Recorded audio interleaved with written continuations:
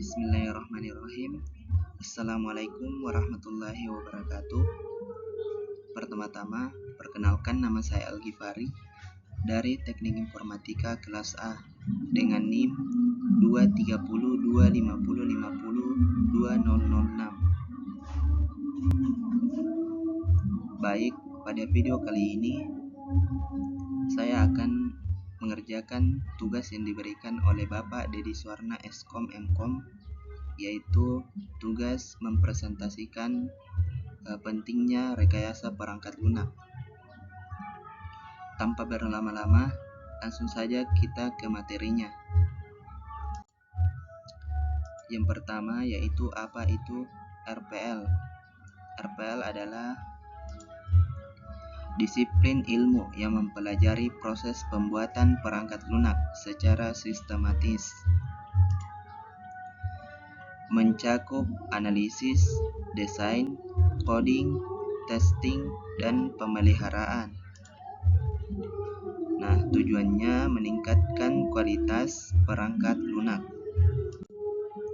Lanjut, yaitu mengapa RPL dibutuhkan.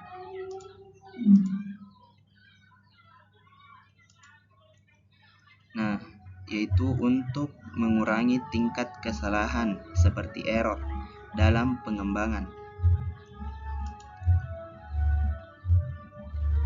dan memberikan standar kerja bagi tim development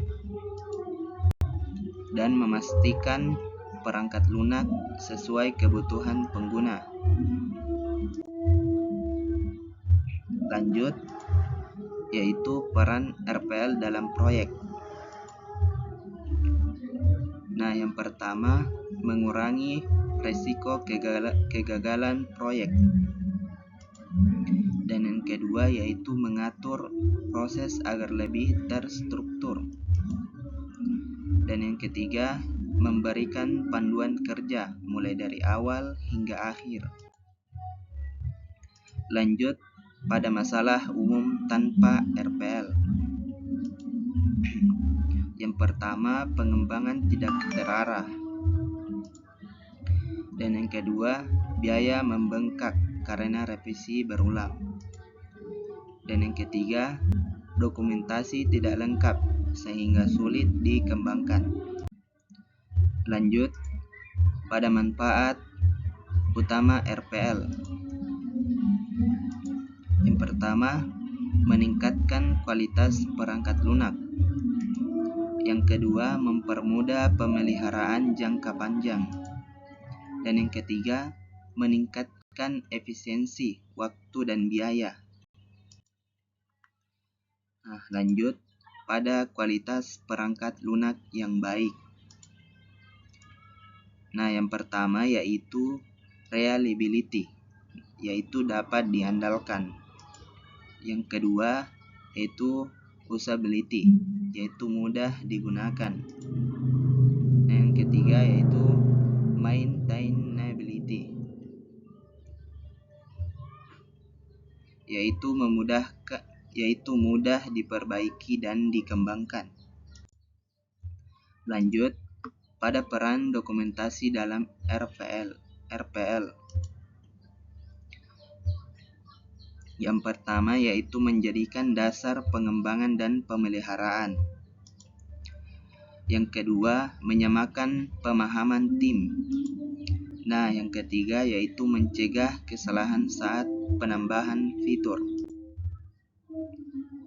Lanjut pada dampak positif penerapan RPL. Yang pertama, aplikasi lebih stabil dan minim bug. Yang kedua yaitu pengembangan fitur baru lebih cepat. Yang ketiga yaitu sistem mampu digunakan dalam jangka panjang. Lanjut pada contoh penerapan RPL. Nah, yang pertama yaitu aplikasi Simpek berbasis web. Dan yang kedua yaitu aplikasi pemesanan hotel. Dan yang ketiga yaitu sistem monitoring LOT, Arduino atau Node MCU. Nah, lanjut pada RPL dalam dunia industri. Nah, menjadi standar kerja bagi tim software house dan digunakan pada perusahaan besar dan startup.